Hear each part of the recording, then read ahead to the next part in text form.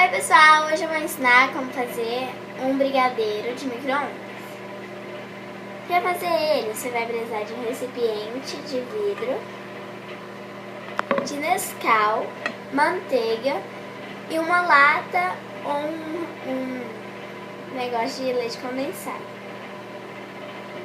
Você pega o leite condensado, derrama todo ele no recipiente.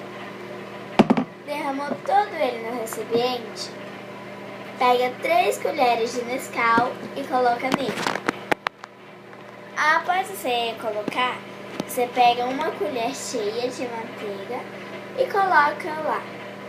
Mexe bem, muito bem. Depois você bota no micro-ondas. Espera 2 minutos. Deu 2 minutos, você tira e mexe ele de novo. Mexeu nele, colocou de novo no micro-ondas, mais 2 minutos. Tirou ele de volta, mexeu ele. Coloca ele mais uma vez no micro-ondas, tira, mexe, quer dizer, não vai precisar mais mexer, né? Você já vai poder comer. Um beijo, dê um like aí.